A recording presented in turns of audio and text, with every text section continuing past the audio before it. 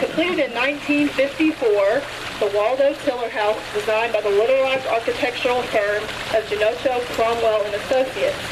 The principal architect on the project was Louisiana native Dietrich Neyland, who was hired in 1950 by Ed Cromwell. The house was designed for Waldo and Joan Tiller and was one of the earliest modern homes in Little Rock. Much of Little Rock's present-day Riverdale neighborhood was farmland in the early 20th century. Farms occupied the low land along the Arkansas River from the intersection of present-day Cantrell Road and Riverfront Drive all the way down to, on the other side, just west of the I-430 bridge.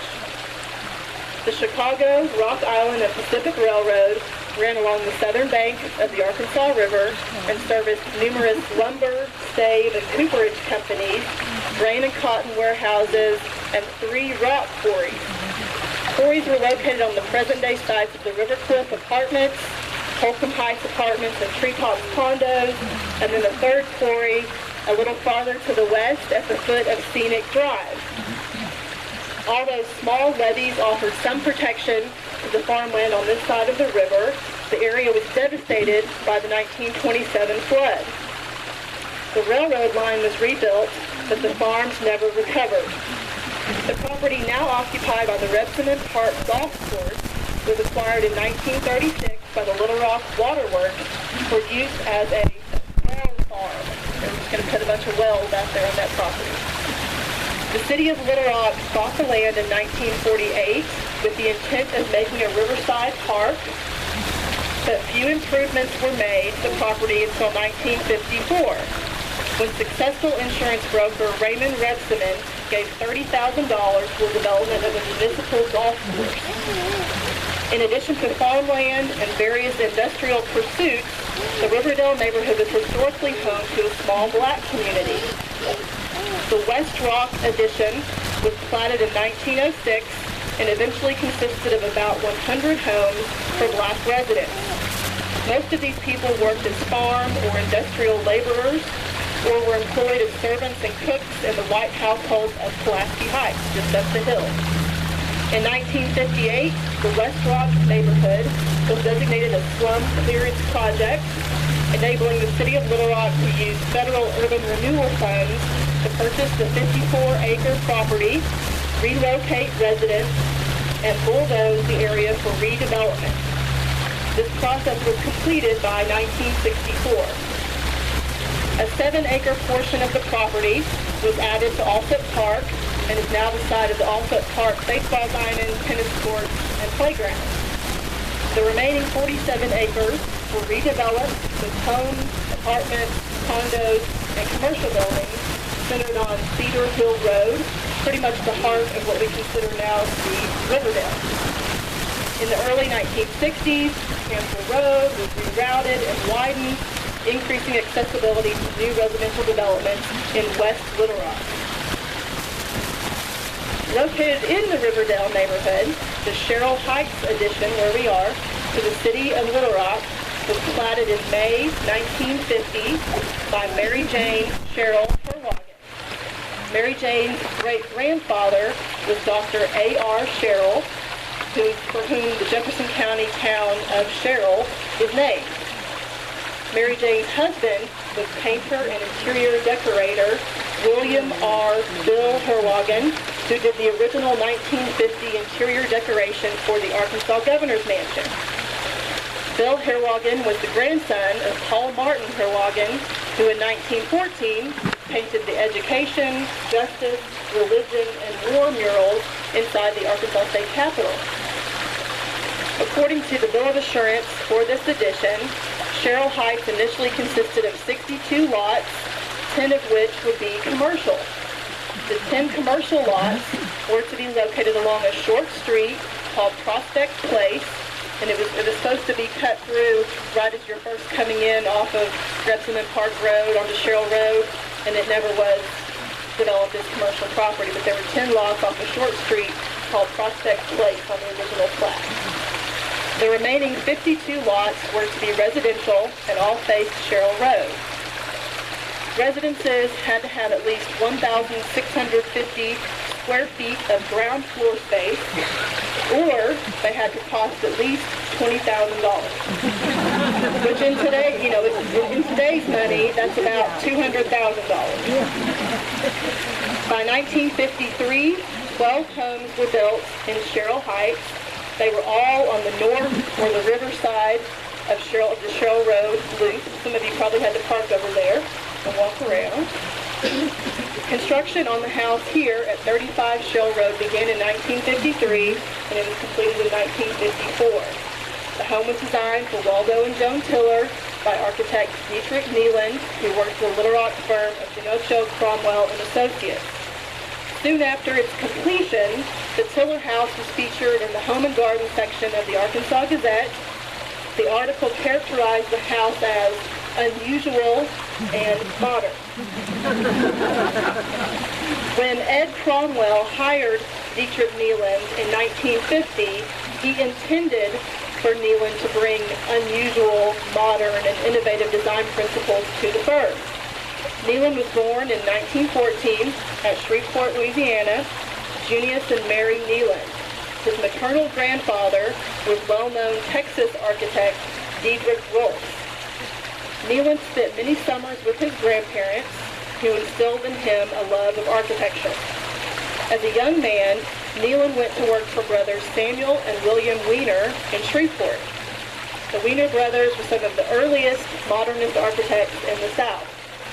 From 1934 to 1938, Neyland attended architecture school at Tulane University, and upon graduation was awarded an internship with internationally known modernist architect Richard Notre of Southern California.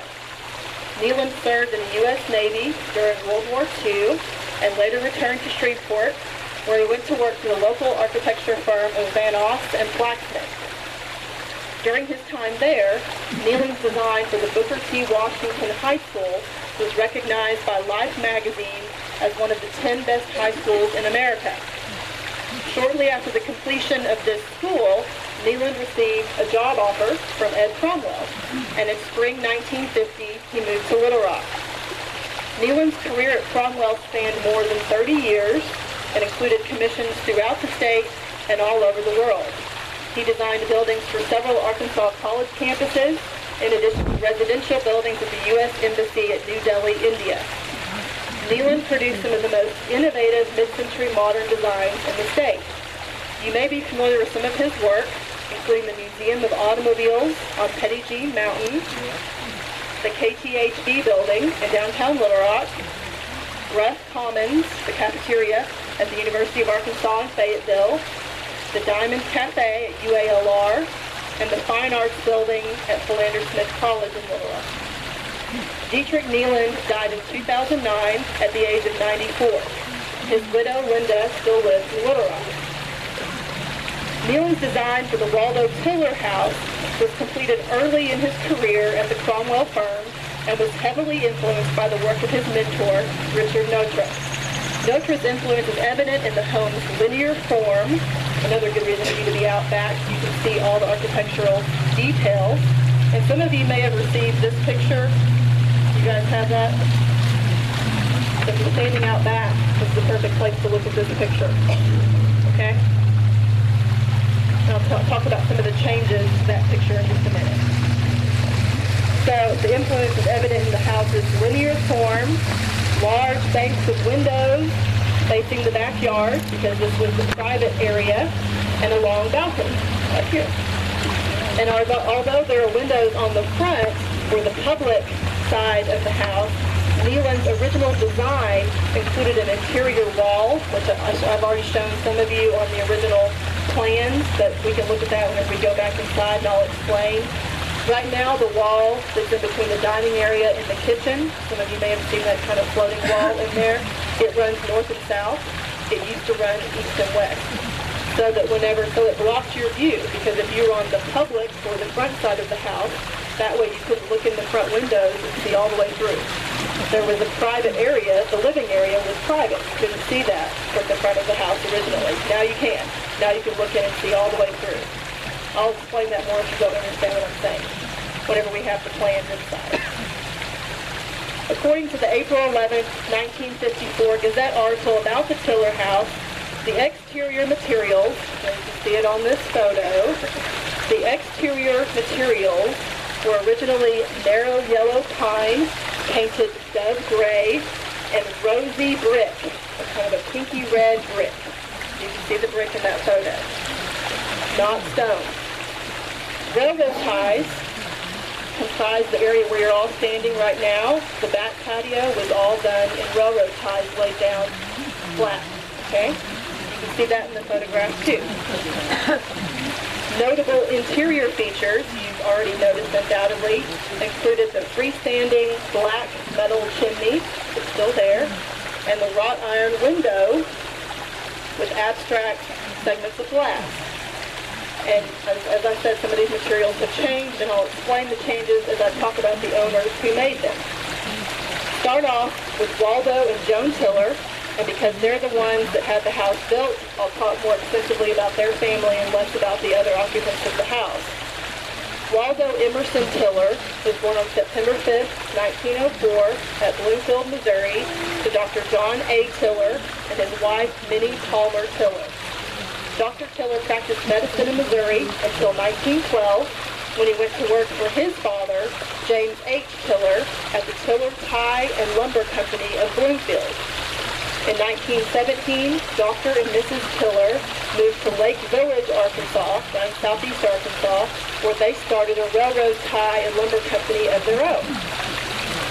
Their son, Waldo, attended preparatory school at the Columbia Military Academy at Columbia, Tennessee. Waldo Tiller later attended Washington University in St. Louis, but he graduated from Hendrix College in Conway. By the mid-1920s, Waldo's parents, Dr. and Mrs. Tiller, had moved to Little Rock.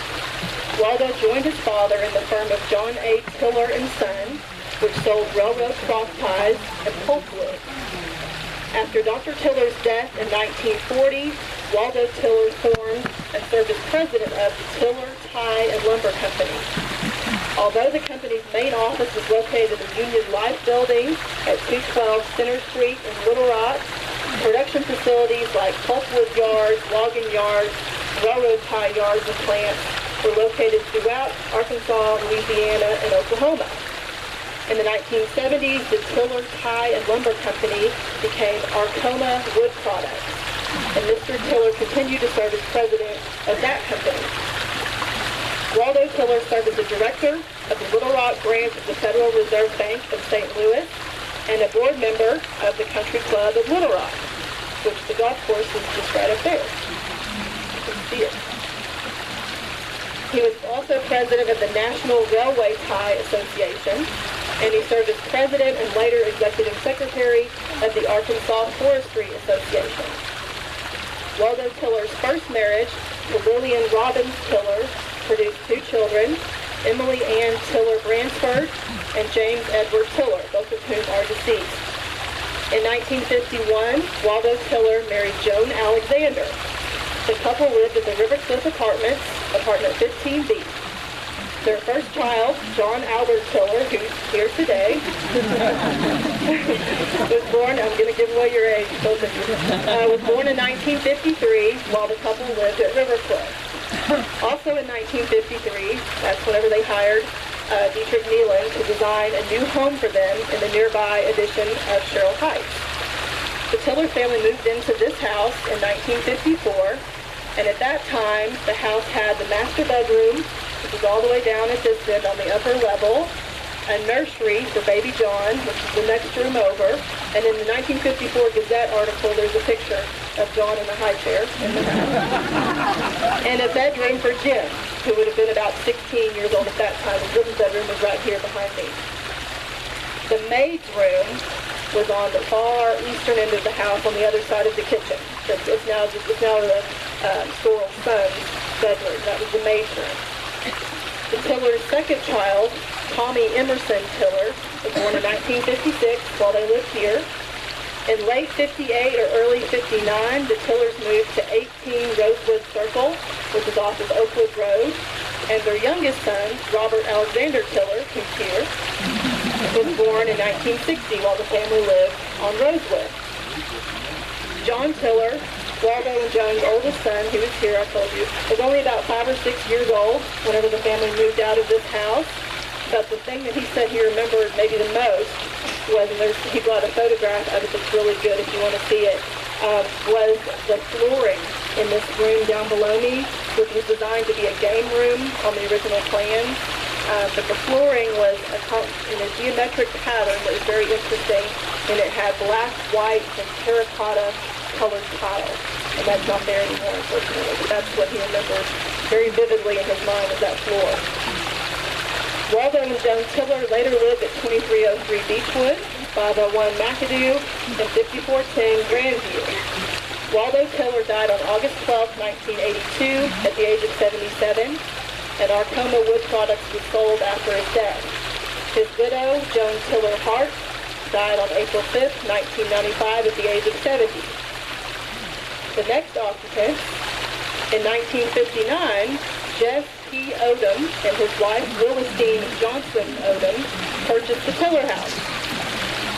Some of you will recognize that name. I hear rumbling, okay? Jess Odom was a successful insurance broker, eventually serving as president of Associated Investors Securities, Inc., National Investors Fire and Casualty Insurance Company, and National Investors Life Insurance Company.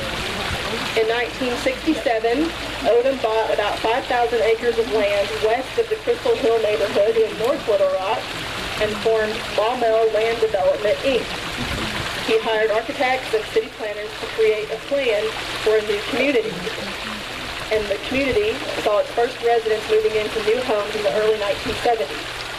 Odom sold the remainder of his land to other developers in 1982, but is considered to be the founding father of Maumelle.